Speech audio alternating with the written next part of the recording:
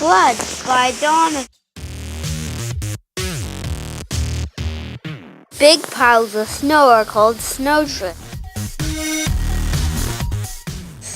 The snow can bury sidewalks and mailboxes. When a blizzard is coming, people have to get ready. They shut their windows tightly. They make sure their pets are inside safely. The blowing wind knocks down trees and power lines. Snowdrifts can be more than 20 feet tall. In America, most blizzards happen in December, January, and February.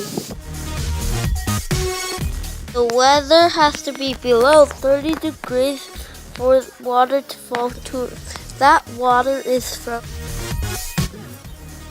the snow blocks roads, tracks, and runways.